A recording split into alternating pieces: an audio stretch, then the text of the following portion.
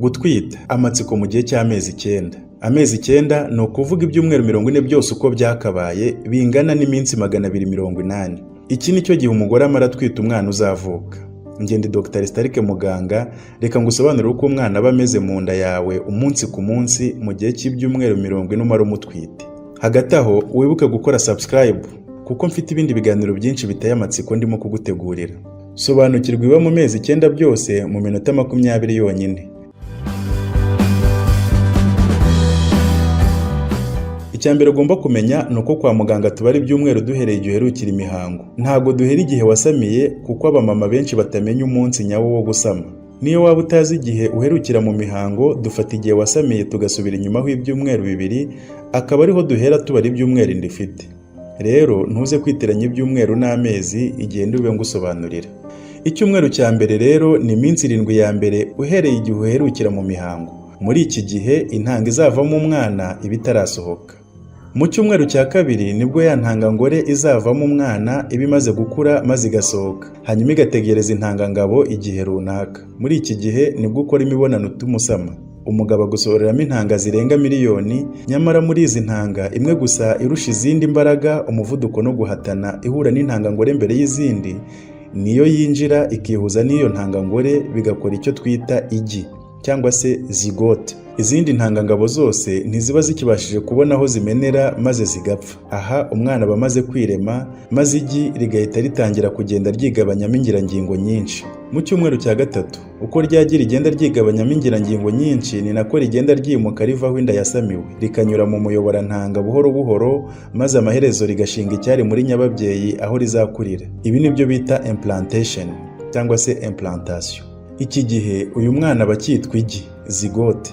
Amakuru yose yerekeye uko umwana azaba ameze, niba azaba inzobe cyangwa igikara, muremure cyangwa mugufi, umuhungu cyangwa umukobwa, amaso, iminwa, imisatsi azagira, aya makuru yose aba abitse mu ngirabuzima fatizo z'iyi zigote cyangwa igi riba ringana n'izuru ry'urushinge. Tugeze mu cyumweru cya 4, ni ukuvuga umaze ibyumweru 2 usamye. Uko ryagira rigenda rikura noneho ritangira gufata ishusho y'imiterere y'umwana, bakabyita embryo cyangwa se urusoro. Muri iki gihe icyari igi kiba kimaze kwigabanyamo ibice 2. Icya mbere kikaba placenta, ni ukuvuga ingobyi, naho ikindi kikaba kizavamo umwana mu minsi iri imbere. Muri iki gihe ingobyi niyo igaburira ibindi bice bisigaye. Muri iki cyumweru cya 4 umwana aba amaze iminsi 14 gusa aremwe, uba waratangiye kugira agaseseme no kumva utameze neza, ni nabwo ubura imihango bwa mbere, kandi uba ushobora gukora ikizamini cy'inkari ukabona ko utwite, maze ukemeza nta gushidikanya ko wasamye. Kuva ubu uritegura kwizitwa mama mu mezi 9 ari imbere. Hagati ariko muri iki cyumweru cya 4 mu nda yawe habera amahinduka akomeye kandi yihuse. Cya gice kizavamo umwana embryo kibanza kwigabanyamo amatsinda 2 y'ingirabuzima fatizo ameze nk'impapuro 2 z'inziga zigerekeranye zitambitse hagati mu zindi ziburungushuye nk'agapira. Itsinda ryo hasi hypoblast n'itsinda ryo hejuru epiblast. Mu buryo bw'igitangaza rya tsinda ryo hejuru ribanza kwicamo umurongo ugaragaza hazava umutwe n'ikibuno by'umwana, hanyuma ya matsinda birakitandukanya, hagati hakuzuramo izindi ngirabuzima fatizo zigize itsinda ryo hagati. Ubu noneho urusoro ruba rugizwe n'amatsinda 3 y'ingirabuzima fatizo zigerekeranye: endoderme, mesoderme na ectoderme. Ingirabuzima zikoze itsinda ryo munsi endoderme nizo ziba zizavamo amara, tiroyide, umwijima, igifu n'urwagashya. Hanyuma igice cyo hagati mesoderme kikaba kigizwe n'ingirabuzima zizavamo amagufa, impyiko, imikaya n'imitsi y'amaraso. Mu gihe itsinda ryo hejuru bita ectoderme riba rigomba kuvamo ubwonko, uruhu, imisatsi n'ubwoya. Tekereza nawe ibitangaza bikomeye biba muri iki cyumweru kimwe gusa. Ka kanyabuzima kagizwe n'amatsinda 3 y'ingirabuzima fatizo zigerekeranye gatangira kugenda kihinahina mu buryo buri kuri gahunda. Ingirabuzima zo munsi zikirundanyiriza hamwe ahazaba mu nda, izo hagati zikagenda zimuka zigenda zitwikira izindi, izo hejuru zirizinga zigakora ikimeze nk'umwobo uzavamo ubwonko n'urutirigongo. Uduhiro duto duto tukagenda twishushanya dutandukanya hazashibuka imyanya itandukanye, hanyuma ngirabuzima zizavamo uruhu zigatwikira ibyo byose. Ibi biba mu gihe cy'iminsi 7 gusa, ikarangira urusoro rumeze rutya. Icyakora ruba rukingana n'akabuto k'ururo niba ukazi, ariko rukomeza gukura vuba vuba no gufata ishusho buhoro buhoro. Mu cyumweru cya 5 rwa rusoro cyangwa se embryo ruba rukiri ruto cyane, ariko noneho rusigaye rungana n'akabuto ko mu icunga cyangwa indimu. Icyakora ushobora guca muri ekogarafi inda bakayibona nubwo iba ikiri ntoya cyane. Mu cyumweru cya gatandatu igice cy'umutwe w'umwana kiba cyatangiye kurema ahazava ubwonko, urusoro rwihese kandi rufite umurizo muremure. Nanone umutima w'umwana uba waramaze kwirema kandi waratangiye gutera. Muri iki gihe uba utera cyane bidasanzwe ku buryo ukuba kabiri uko uw'umuntu mukuru utera. Icyumweru cya karindwi bimwe mu bice by'ingenzi bitangira kwirema, urugero nk'amaso, umunwa n'amatwi, hamwe n'uduce tuzavamo amaguru n'amaboko. Wa murizo uba waragabanutse ku buryo buri hafi gushira. Muri iki gihe kandi ubwonko bw'umwana burakura byihuse cyane ku buryo ibyumviro bimwe na bimwe bitangira gukora. Mu gihe wowe umutwite uba waratangiye kumva unaniwe, iseseme ari yose, imoko z'amabere zikurya n'ibindi bimenyetso by'umuntu utwite. Mu cyumweru cya munani umwana uba ukiri urusoro aba amaze gukura bigaragara. Mu byumweru 2 bishize yikubye hafi inshuro 4 ku buryo muri iki gihe urusoro ruba rungana n'igishyimbo kinini. Nyamara urebeye hafi ruragaragara neza cyane ku buryo rumaze gufata ishusho y'uruhinja. Amazuru, amaso, amatwi n'ibiganza biba bitangiye kugaragara neza kurushaho kandi umutima uraterana imbaraga kurusha mbere. Mu cyumweru cya 9 umwana bangana n'urubuto rw'umutini ugereranyije. Afite hafi santimetero 3 z'uburebure. Imyanya myibarukiro y'imbere mu mubiri itangira kwirema, impyiko, umwijima n'urwagashya bigakura, ari nako amagufa atangira kugira isura mu mubiri. Muri iki gihe umutwe w'umwana aba ari munini ku buryo ukubye inshuro 2 ibindi bice bisigaye byose. Intoki n'amano biba birimo kugenda bigaragara neza kurushaho. Aha ni muri cya gihe wowe uvuga ko utwite inda y'amezi 2. Icyumweru cya 10 noneho icyari urusoro gitangira kwitwa umwana uri mu nda cyangwa se fetus. Intoki ziragaragara neza kurushaho, amagufa atangiye gukomera, amatwi nayo akaba atangiye kugaragara neza. Muri iki gihe nibwo impyiko z'umwana zitangira gukora ku buryo abashobora kunyara muri ya mazi asanzwe amukikije. Ubwonko bukomeza gukura ndetse n'ingirangingo z'ubwonko bita nerone zikarushaho kugenda zihuzahuza. Mu cyumweru cya 11 umwana atangira guhumeka. Iyo ahumetse yinjiza mu mubiri y'amazi aba amukikije bita amniotic fluid. Umubiri ukayanyunyuza hanyuma akaza kongera kuyungururwa n'impyiko, umwana akayanyara ku buryo ingano y'isuha ihora ku rugero rukwiriye. Bisobanura ko mu gihe amazi akikije umwana abaye menshi bikabije, ibyo bita polyhydramnios, cyangwa akaba make bikabije ari byo bita oligohydramnios, bishobora kuba ikimenyetso cy'uko umubiri w'umwana udakora neza, wenda afite ikibazo mu mihumekere cyangwa ikibazo cy'impyiko. Mu cyumweru cya 12 umwana aba amaze gukura mu buryo bugaragara. Kuri ubu afite santimetero 8 z'uburebure, arangana hafi na pome ntoya. Mu gihe wowe umutwite watangiye guhinduka ku ruhu, ariko iseseme no guhurwa bikaba bigabanuka. Muri iki gihe umwana aba amaze kurema ingingo zose ku buryo igisigaye ari ugukura no kongera ibiro. Umwana ndetse aba yanatangiye gutera utugeri no gukora udusiporo, ariko wowe ntiwabyumva kuko aba akiri muto cyane. Mu cyumweru cya 13 amaso y'umwana aba atangiye kwishushanya neza. Aba ashobora kubumbura ikiganza no guhina intoki. Amaboko ye aba amaze gukura ugereranyije n'ibindi bice by'umubiri, ariko amaguru yo aba agikura. Umwana aba amaze gufata ishusho y'umuntu rwose. Aha inda igeze mu mezi 3. Kuri ubu wagombye kuba waramaze kujya kwipimisha inda kwa muganga ku nshuro ya mbere. Icyumweru cya 14 imyanya hafi ya yose y'umwana iba yaramaze kwirema. Niba azaba umukobwa, uturera ntanga twe twikora muri iki gihe. Ndetse na ya magi azajya asohoka kera mu gihe cy'imihango aba yatangiye kwirema, abitse muri utwo turera ntanga tuba turimo tugana mu mwanya watwo.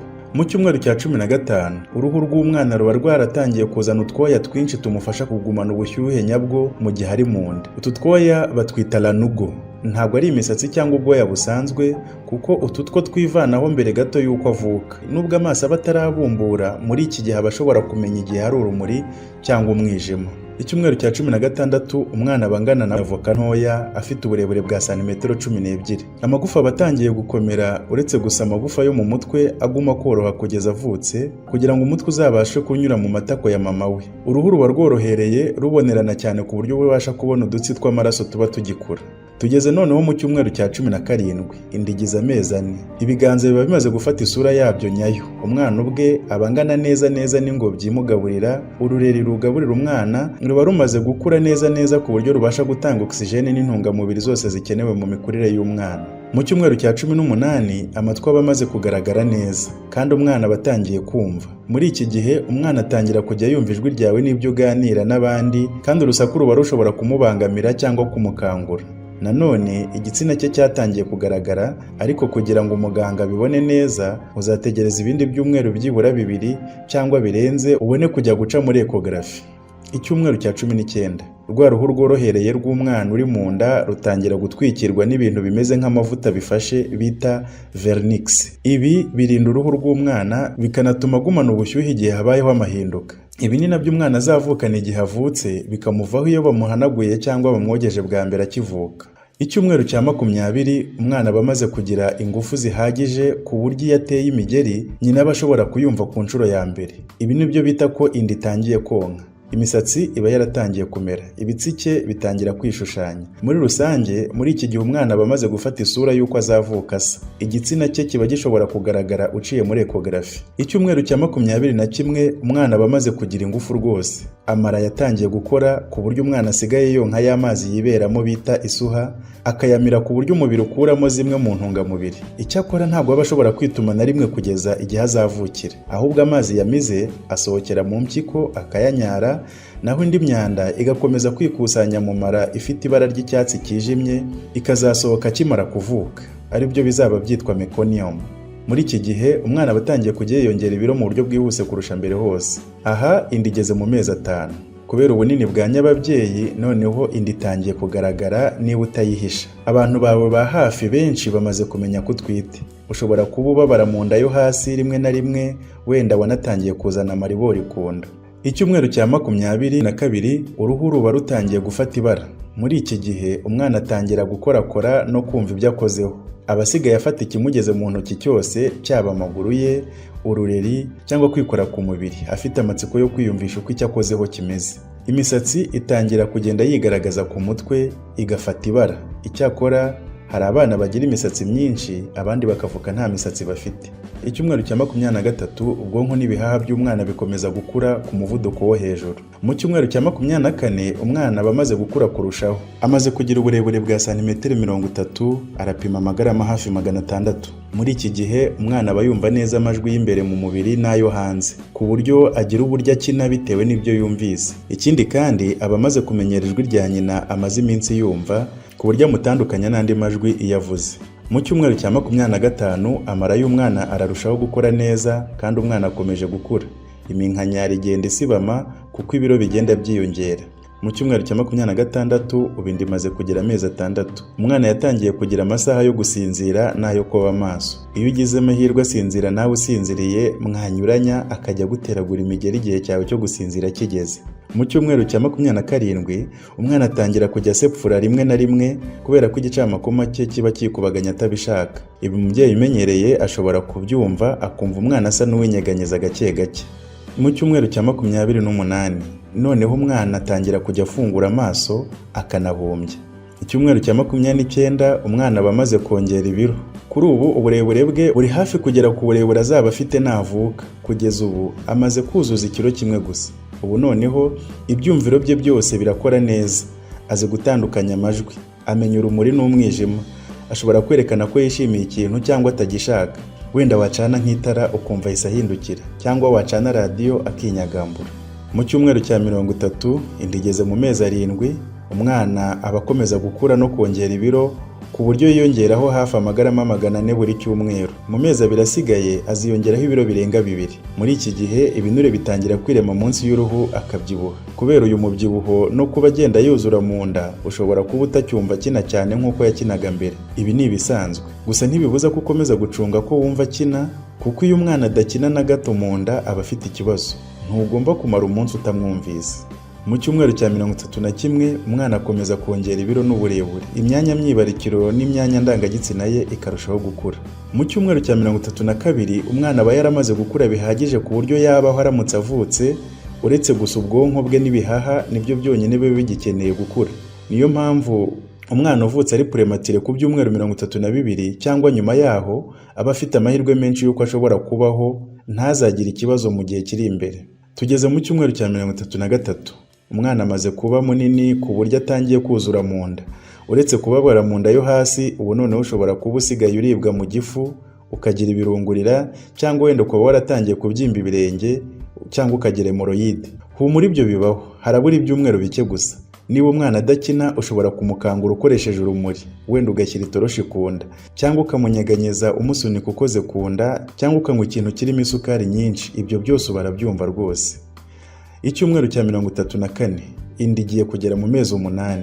Ubu umwana amaze kugira santimetero 45 z'uburebure, arangana n'inanasi nini. Arimo kwitegura kuzajya kureba uko hanze ku isi hameze, kandi kuri ubu yamaze gucurama, umutwe uri hasi. Ya mavuta ari ku ruhu rwe aba amaze kuba menshi. Ibi bizamufasha kunyura mu nzira yo kuvuka anyerera ku buryo atazababara cyangwa ngo akomereke. Icyumweru cya 35, umwana amaze kugira ibiro hafi 2 n'igice, umutwe urarushaho kujya mu matako kugira ngo afate pozisiyo yo kuvuka. Pozisiyo yo kuvuka ni ukuvuga umutwe hasi, agahanga ke kerekeye mu mugongo wawe, umugongo we werekeye ku nda yawe, amaguru ari hejuru. Iyi niyo pozisiyo itazateza ibibazo mu kuvuka. Niba ugejeje iki gihe umwana atarafata iyi pozisiyo, ufite ibyago by'uko ushobora kuzabyara ubazwe, kuko akenshi iyo umwana yamaze gucurama iki gihe ntiyongera guhindukira kugeza avutse. Icyumweru cya 36, uragenda urushaho kuremererwa, ujya kunyara inshuro nyinshi kuko umwana yatsikamiye uruhago. Wenda watangiye no kugira twa duse duke duke bita imigendo, utuntu dushinga mu nda yo hasi no mu mugongo, tukakubabaza iminota runaka hanyuma tukarekeraho.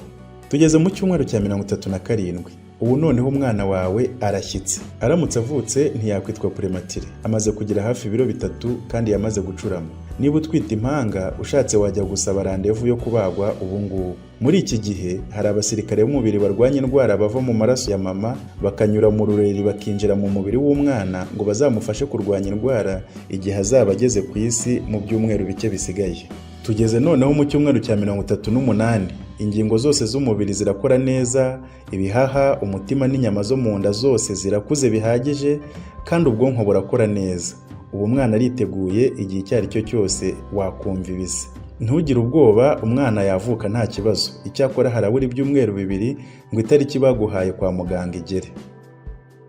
Icyumweru cya 39, umwana yiteguye kuvuka. Harabura icyumweru kimwe gusa. Nizere ko wamaze gushyira udukoresho twose uzakenera mu ivarisi uzajyana kwa muganga. Niba bishoboka, n'ubu ushobora kujya kwa muganga bakakurebera ko pozisiyo y'umwana arimo izatuma avuka neza nta kibazo. Niba uzakenera transferi, wayisaba hakiri kare. Icyumweru cya 40, ubu noneho isaha n'isaha wakumva ibise bije. Ibise ni ikintu kigufata mu nda yo hasi no mu mugongo, kikakurya gikanyaga bidasanzwe, cyamara amasegonda nka 30 kikakurekura, kikaza kongera hashize iminota runaka. Niba utazi ibise, kora subscribe uzarebe video ivuga ku bise no kubitandukanya n'imigendo. Iyo nayo nzayikora mu minsi iri imbere. Nurenze itariki baguhayeho icyumweru kimwe gusa, uzajye kwa muganga barebe ikibazo gihari. Wenda bashobora kugutera ibise. Kandi niba ufite ikindi kibazo ku byo navuze, uzanyandikire cyangwa umpamagare ngo usobanurire. Nta wasobanura ibyishimo biterwa no kubona uruhinja wari umaze amezi 9 utegereje. Uru ruhinja ruba rumaze igihe kirekire mu nda rugukurikirana, rukumva, mbese rurakuzi neza. Ntibyagutangaza ubonye rubumbuye amaso rukakwitegereza. Yari Dr. Starke Muganga. Mwakoze gukurikirana iki kiganiro. Ubutaha nzabasobanurira noneho uko umwana avuka.